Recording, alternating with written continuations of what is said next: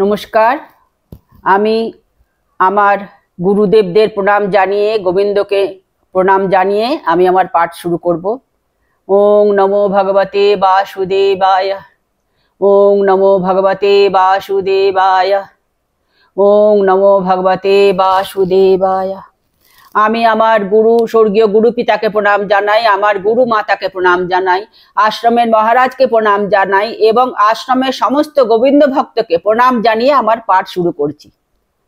আজকে আমরা 6 অধ্যায় অভ্যাস যোগের 20 থেকে 32 নম্বর শ্লোক পর্যন্ত 12টা শ্লোক পাঠ করব। আগের পর্বে আমরা পুরো অধ্যায়টাই পাঠ করেছিলাম এবং 20 নম্বর শ্লোক পর্যন্ত অর্থ বলেছিলাম। আজকে 20 থেকে 32 নম্বর শ্লোক পর্যন্ত 12টা শ্লোকের পড়ে অর্থ বলবো। তো একটু আলোচনা করে নিই। আজকের যে একাদশীটা, এই একাদশীটা অত্যন্ত পবিত্র এবং অত্যন্ত ভালো একাদশী, পুণ্য তিথি। এই একাদশীকে ভৈমী একাদশী বলা হয় বা জয়া একাদশী বলা হয়।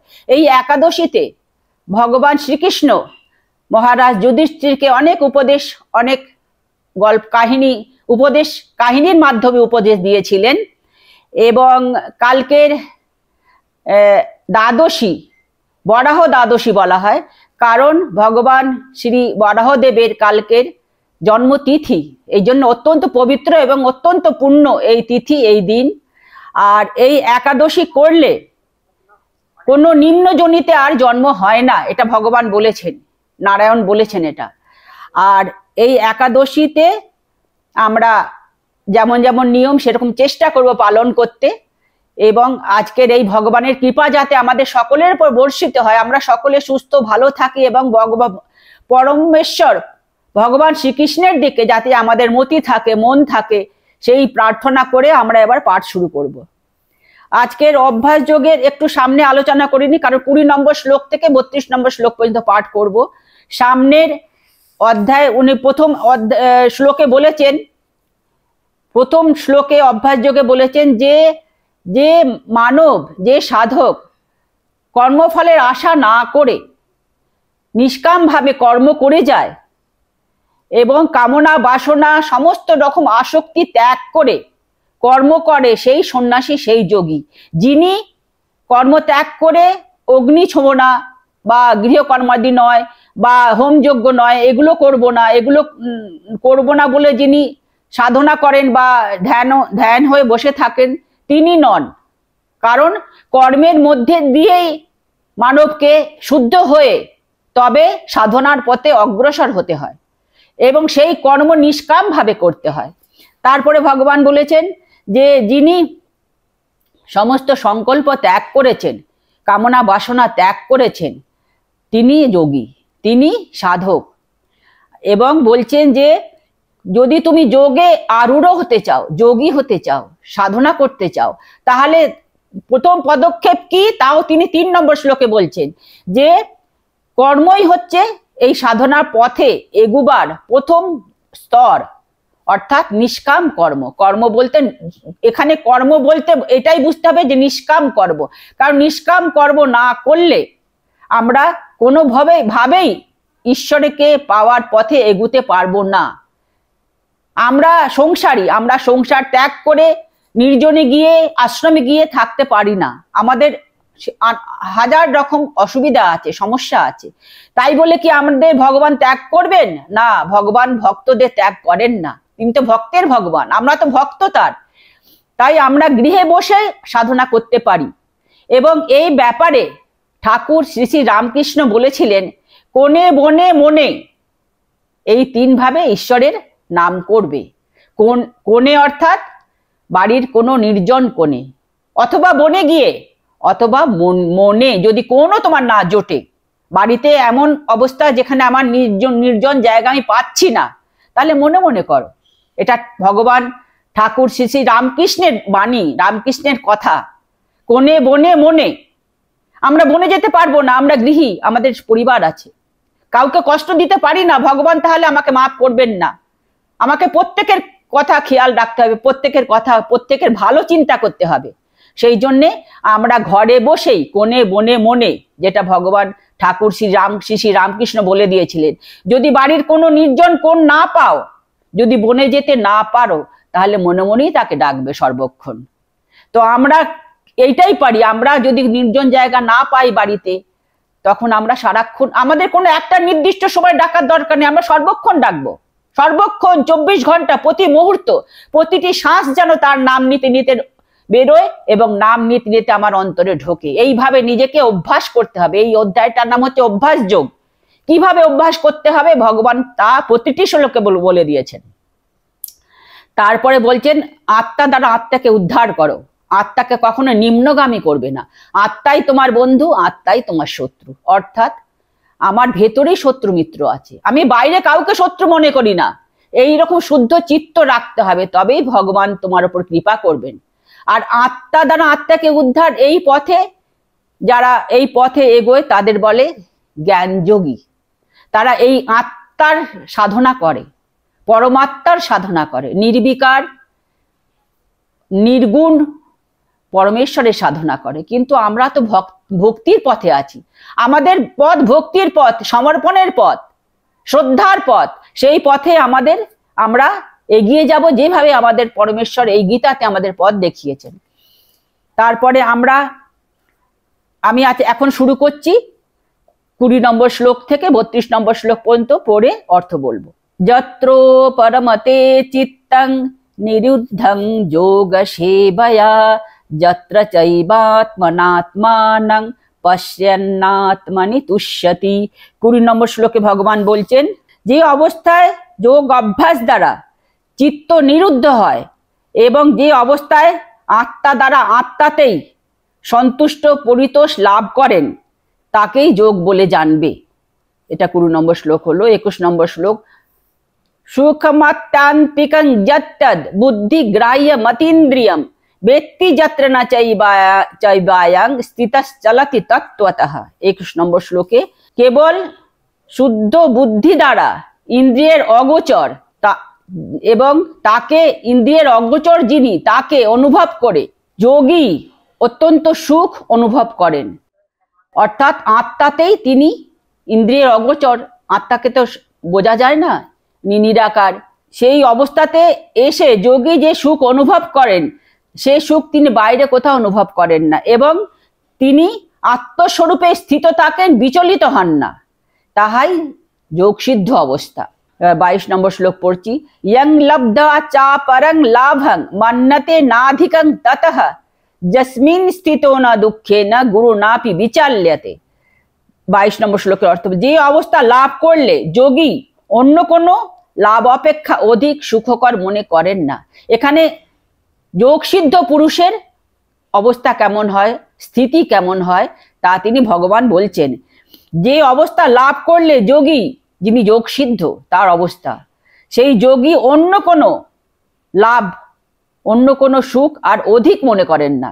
কারণ যে সুখ, যে আনন্দ, যে লাভ তিনি অন্তরে অনুভব করেছেন, তার থেকে অধিক লাভ আর তার অন্তরের বাইরে কোথাও নেই। এবং সেই অবস্থা লাভ করে তিনি দুঃখে বিচলিত হন না, আর সুখেও তিনি অত্যন্ত আনন্দিত হন না। তিনি স্থির সম শান্ত থাকেন, তিনি যোগী।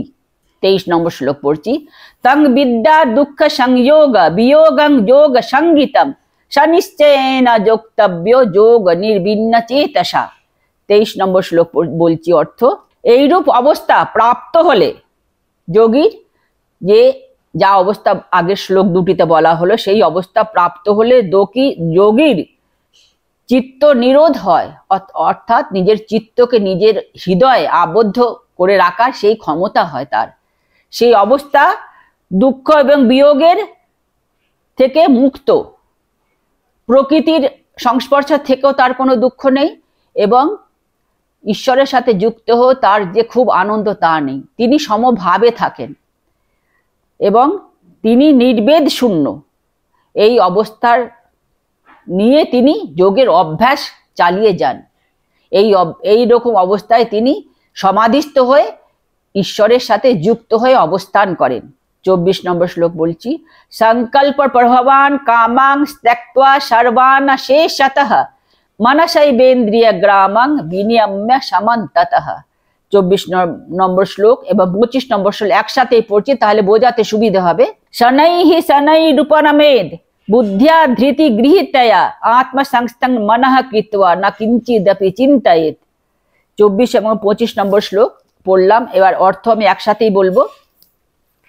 মনের সংকল্প জাত কামনা বাসনা সমস্ত কিছু বিশেষ রূপে ত্যাগ করে মনের দ্বারা ইন্দ্রিয়র দ্বারা বিষয় ব্যাপারে সমস্ত কিছু থেকে নিবৃত্ত হয়ে ধৈর্যযুক্ত বুদ্ধি দ্বারা মন ধীরে ধীরে নিরুদ্ধ করবে।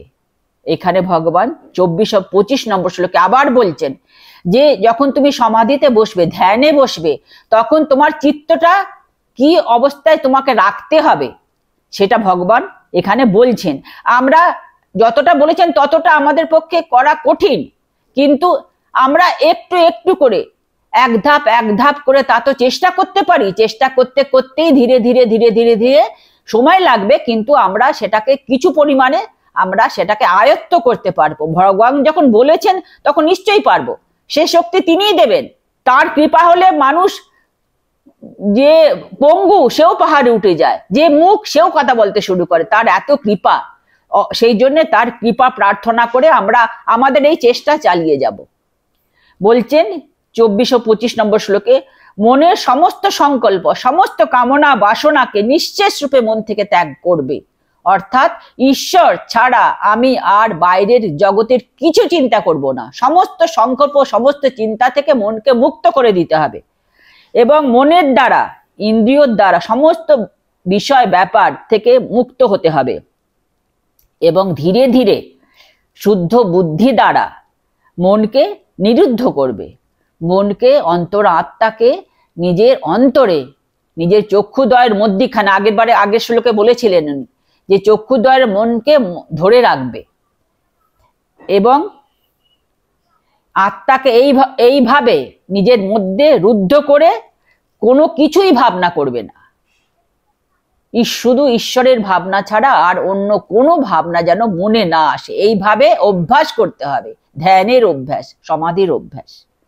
24-25 হয়ে গেল। এবার 26 নম্বর শ্লোক পড়ছি।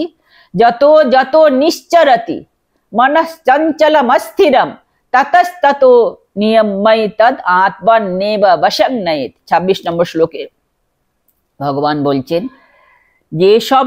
যে দিকে মন চঞ্চল হয়, ধাবিত হয়, মন যে ব্যাপারে চঞ্চল হয়, অস্থির হয়, সেই দিকে মন দৌড়য়, ছুটে বেড়ায়, সেই সব দিক থেকে মনকে জোর করে নিজের অন্তরে আবদ্ধ করে এবং সেই যে বিষয়ে মন ধাবিত হয় তাই থেকে মনকে মুক্ত করে নিজের অন্তরে তাকে আবদ্ধ করবে। মনকে এইভাবে মনকে স্থির করতে হবে। 27 নম্বর শ্লোক পড়ছি। প্রশান্ত মনসং হ্যেনং যোগিনং সুখমুত্তমম উপৈতি শান্ত রজসং ব্রহ্মভূতম কল্মষম। 27 নম্বর শ্লোকের অর্থ বলছি। এইরূপ যোগ সিদ্ধ পুরুষ, যেমন কি ভগবান আগের শ্লোকগুলোতে বলেছেন যে কিভাবে যোগ সিদ্ধ পুরুষ কিভাবে ধ্যান করে, কিভাবে চিন্তা করে, কিভাবে বসে, কেমন জায়গায় বসে, সমস্ত কিন্তু এই 6 অধ্যায়ের ভগবান শুরু থেকে বলেছেন, সেইগুলো আবার আপনারা পড়বেন। তো সেরকম যোগ সিদ্ধ পুরুষ তার চিত্ত কেমন হয়, তার চিত্ত বিক্ষেপ রহিত হয়, চিত্তর মধ্যে কোনো বিক্ষেপ, কোনো তরঙ্গ, কোনো অশান্তি ভাব চিত্তে থাকে না, রজগুণবিহীন এবং চিত্তলয়ের কারণ তমগুণ বর্জিত হইয়া ব্রহ্ম লাভ করেন। অর্থাৎ আমরা যে চিন্তা ভাবনা করি, কাজকর্ম করি, সমস্ত আমাদের প্রকৃতিজাত 3 গুণের দ্বারা আমরা চালিত হই। আমরা আমাদের ইচ্ছে মতো চালিত হই না, এটা প্রকৃতিজাত 3 গুণ দ্বারা, সত্য রজ তম দ্বারা আমরা চালিত হই। সে আমাদের জোর করে সমস্ত কাজ করায়, ভালো মন্দ যাই কাজ করি আমরা প্রকৃতিজাত 3 গুণ দিয়ে সেই কাজগুলো হয়। সেই জন্য কখনোই এটা মনে করবেন না কেউ যে আমি করছি, আমি বলে ঈশ্বরের জগতে কোনো শব্দ নেই, সবকিছু পরমাত্মা পরমেশ্বর করাচ্ছেন, প্রকৃতি দ্বারা আমরা চালিত হচ্ছি। এবং যিনি রজ এবং তমগুণ দ্বারা চালিত হন না, রজগুণ এবং তমগুণ থেকে মুক্ত, এবং এইরূপ সাধক ব্রহ্ম লাভ করেন, ব্রহ্ম লাভে সমর্থ হন। এইরূপ যোগীকে সমাধি সুখ আশ্রয় করে। অর্থাৎ যে সাধক আর একবার বলে নিচ্ছি, যে সাধক, যে পুরুষ রজ এবং তমগুণ থেকে মুক্ত, সত্যগুণে তিনি স্থিত। আমাদের এটাই করতে হবে, রজগুণ এবং তমগুণ থেকে মুক্ত হবার চেষ্টা করে যেতে হবে। একদিনে হবে না কিছুই, এগুলো সাধনার ব্যাপার, দিনের পর দিন প্রতিদিন এগুলো করতে হবে, প্রতিদিন গীতা পড়তে হবে এবং প্রতিদিন চেষ্টা চালিয়ে যেতে হবে, যা ভগবান এই অধ্যায়ে বলেছেন। আগের পরের শ্লোকে এইগুলো আমরা আসবো, যে আমাদের এই চেষ্টা প্রতিদিন চালিয়ে যেতে হবে। এবং যিনি, যে সাধক, যে পুরুষ রজগুণ এবং তমগুণ থেকে মুক্ত, সত্যগুণে স্থিত, তিনি ব্রহ্ম লাভ করার যোগ্য, তিনি নির্মল সুখ আনন্দ নিজের অন্তরে অনুভব করেন। 27 নম্বর হয়ে গেলে, বা 28 নম্বর শ্লোক পড়ছি। যুঞ্জন্নেবং সদাত্মানং যোগী বিগত কলমশঃ সুখেন ব্রহ্ম স্পর্শং অত্যন্তং সুখমশ্নুতে। 28 নম্বর শ্লোকে বলছেন যে এইরূপ সদা মনকে সমাহিত করে, অন্তর আত্মায় মনকে ধরে রেখে নিষ্পাপ হওয়া যোগী ব্রহ্মভাবরূপ অতিশয় সুখ অনুভব করেন। অর্থাৎ যে যে অবস্থাগুলো আমরা আগে পড়ে এলাম, এইরূপ অবস্থায় নিজেকে সমাহিত করে যোগী নিষ্পাপ হয়ে অন্তরতেই অত্যন্ত সুখ অনুভব করেন। অর্থাৎ আমরা যখন এই অবস্থার অভ্যাস করব, তখন আমরা যখন ঈশ্বরের চিন্তায় আমরা যদি কিছুক্ষণও বসে থাকতে পারি, তবুও আমরা অন্তরে শান্তি অনুভব করি। সেটা কিছু সময়ের জন্যই হোক, কিন্তু আমরা শান্তি অনুভব করি। আমি শান্তি অনুভব করি যদি আমি 5 মিনিটও বসি, 10 মিনিটও বসি, নিজের অন্তরে সমস্ত চিন্তা মুক্ত হয়ে, পৃথিবীর বাইরের জগতের সমস্ত চিন্তা ত্যাগ করে যদি আমি কিছুক্ষণ সময়ও নিজের অন্তরে ঈশ্বরকে চিন্তা করে সমাধি হয়ে বসি, তার অত্যন্ত আনন্দ শান্তি অনুভব করি। সেটা কিছুক্ষণ জন্য হলেও তা অনুভব হয়, প্রত্যেকেরই হবে। তো এই সময়টাকে আমাদের একটু একটু করে বাড়াতে হবে অভ্যাসের দ্বারা, যাতে আমি বেশিক্ষণ আমার ঈশ্বরের সাথে থাকতে পারি, শান্তি অনুভব করতে পারি। 29 নম্বর শ্লোক পড়ছি। সর্বভূতস্তমাত্মানং সর্বভূতানি চাত্মনি ঈক্ষতে যোগযুক্তাত্মা সর্বত্র সমদর্শনঃ। 29 নম্বর শ্লোকে ভগবান বলছেন, এইরূপ যোগযুক্ত পুরুষ, যে যোগ তিনি আগের সমস্ত শ্লোকে বললেন, এইরূপ যোগযুক্ত পুরুষ সর্বত্র সমদর্শী এবং নিজের আত্মাতে সর্বভূতকে এবং সর্বভূতের আত্মাতে নিজেকে দর্শন করেন, অনুভব করেন। কেমন? 29 নম্বর শ্লোকটা কত সুন্দর ভগবান বললেন, যারা এইসব সাধনা করছে তারা সেই রকমই হয়, আমরাও সেরকম হব। আমাদের সময় লাগবে, লাগুক সময়, তাতে আমাদের কোনো অসুবিধা নেই, কিন্তু আমরা চেষ্টা চালিয়ে যাব, সবসময় অনুভব করবো। চিন্তা যদি আমি কেউই যদি কিছুক্ষণ সময়ও ঈশ্বরের সাথে আমি যুক্ত হয়ে থাকি, বাইরের কোনো চিন্তা, সংসারের কোনো চিন্তা, পার্থিব জগতের কোনো চিন্তা আমার মনে যেন না ঢোকে, তাহলে আমি সেই সময়টা, মানুষ অত্যন্ত শান্তি এবং আনন্দ অনুভব করে নিজের অন্তরে, কিছুক্ষণ সময় হলেও তাই। অর্থাৎ এই সময়টাকে আমরা একটু একটু করে বাড়াবো, তার জন্য অভ্যাস করতে হবে। তা আমরাও পারি, যখন আমি 5 মিনিট যদি আমি পারি, তাহলে আমি ধীরে ধীরে 5 ঘন্টাও পারবো। সেটা আমার সময় দিতে হবে, অভ্যাস করতে হবে, আত্মাকে শুদ্ধ রেখে আমাকে এগিয়ে যেতে হবে এই পথে। এবং তখন যোগীর মনোভাব কেমন হয় তা সকলেরই হবে, যে তিনি আত্মাতে যেমন আনন্দ অনুভব করেন, তিনি সারা জগতে দেখতে পান যে সারা জগতে যে মানুষের ভেতরে আত্মা আছে, সে আত্মা তো আমারও।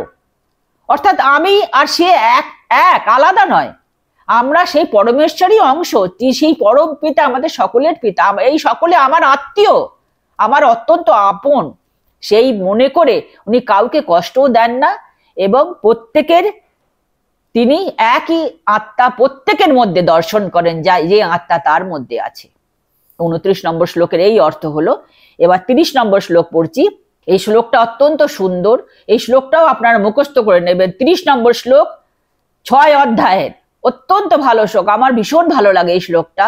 আপনারাও প্রত্যেকে মুখস্থ করে নেবেন, সবসময় মনে মনে এই শ্লোকটাকে পড়বেন। जो मां पश्यति सर्वत्र सर्वं च मयि पश्यति तस्याहं न पनश्यामि स च मे न पनश्यति। 30 নম্বর শ্লোকে ভগবান বলছেন যে যিনি, যে সাধক, যে পুরুষ সর্বভূতে অবস্থিত আমাকে দেখে এবং আমাতে সর্বভূত অবস্থিত দেখে, সে আমার চোখের অদৃশ্য হয় না এবং আমিও তার চোখের অদৃশ্য হই না। কত সুন্দর শ্লোকটা, আমি পড়ে এত আমার ভালো লাগে এই শ্লোকটা, যে যো মাং পশ্যতি সর্বত্র, যিনি আমাকে সর্বত্র দেখেন, সর্বভূতে দেখেন। অর্থাৎ ভগবান যেমন আমাদের অন্তর আত্মাতে আছেন, তেমন তিনি সর্বভূতের আত্মায় আছেন, সর্বজগতের আকাশে বাতাসে বায়ুতে সূর্যে চন্দ্রে জলে অন্তরিক্ষে সর্বত্র তিনি আছেন। তিনি বলেছেন গীতাতে যে আমি সর্বত্র বিরাজ করি, আমি সর্বব্যাপ্ত হয়ে বিরাজ করছি, আমি সর্বত্র আছি, ভগবান ছাড়া জগতে কিচ্ছু নেই। এটাই শুধু মনে করার দরকার নেই যে তিনি অন্তরেই থাকেন, তিনি অন্তরেও থাকেন, বাইরেও থাকেন, দূরেও আছেন, কাছেও আছেন। তার স্বরূপ বোঝা, তার শক্তি বোঝা মানুষের সাধ্য নয়। মানুষ যদি নিজের বুদ্ধি দিয়ে তাকে বিচার করে সেটা ঠিক নয়। তার শক্তি বিচার করা মানুষের সামান্য বুদ্ধির বাইরে। আমরা যতটুকু বুঝেছি মানুষ, তা ভগবানের অতি সামান্য অংশ আমরা বুঝেছি। তার থেকেও বিশাল বিশাল বিশাল তিনি ক্ষুদ্র থেকেও ক্ষুদ্র, তিনি বিশালের থেকেও বিশাল, তিনি অনেক দূরে, আবার তিনি আমার অন্তরে।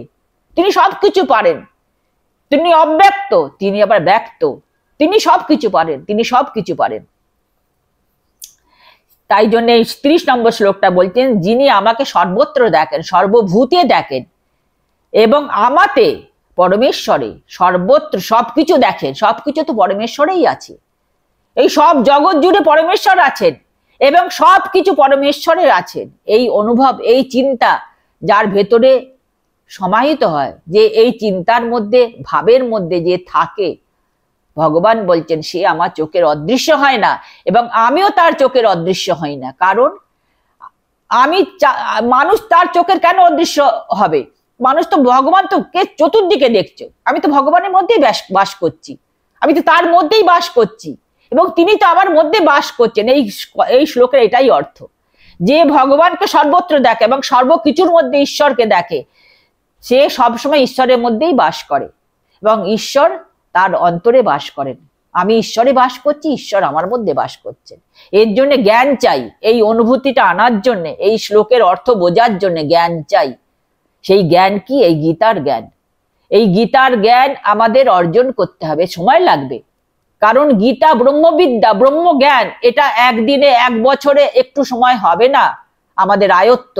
এর জন্য আমাদের যতদিন শরীরে প্রাণ আছে, পৃথিবীতে আছি, ততদিন আমাদের এর অভ্যাস চালিয়ে যেতে হবে, এর সান্নিধ্যে থাকতে হবে, সব সময় চর্চা করতে হবে, সব সময় পড়া এবং মনন চিন্তন সবকিছু আমাদের চালিয়ে যেতে হবে, অক্ষরে অক্ষরে চালিয়ে যেতে হবে, তবেই ভগবান কৃপা করবেন। এটা যেন আমরা ভুলে না যাই।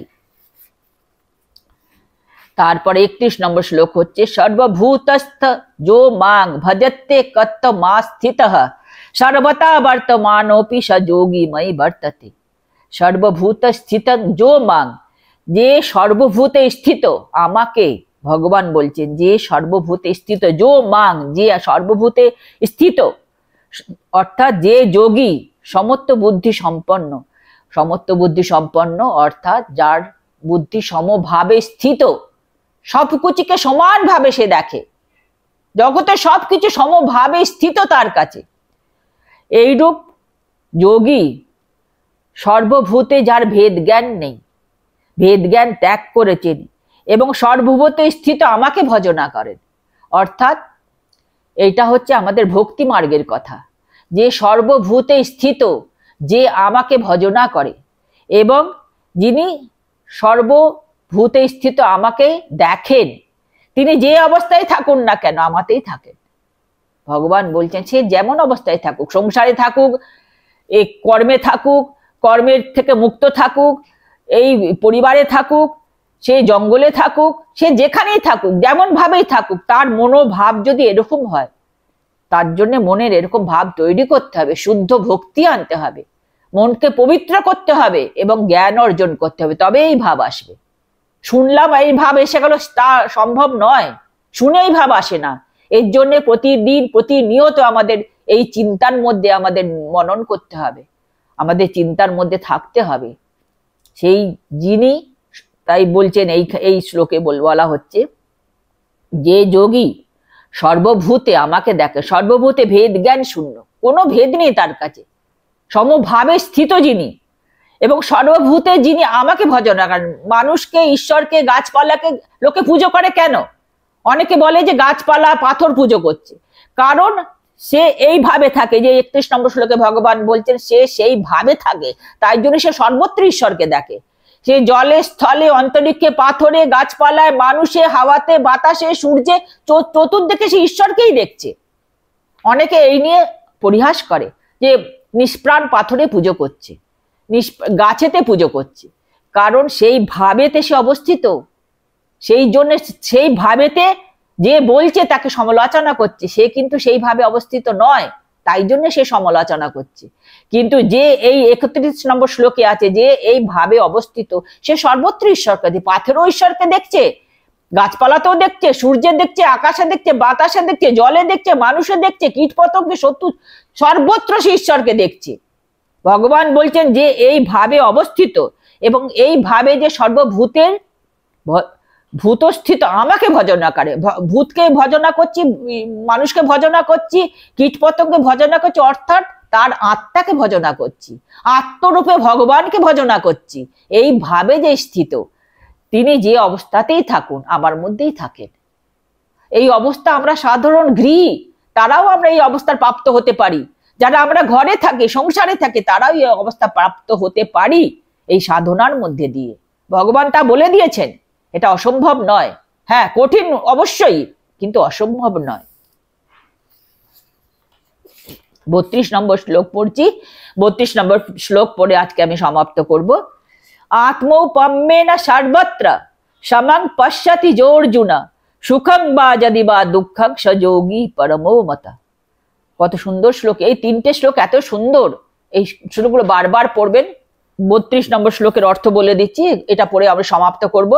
হে অর্জুন, সুখ হোক বা দুঃখই হোক, যে ব্যক্তি আত্মসাদৃশ্যে সর্বত্র সমদর্শী, সেই যোগী সর্বশ্রেষ্ঠ, ইহাই আমার অভিমত।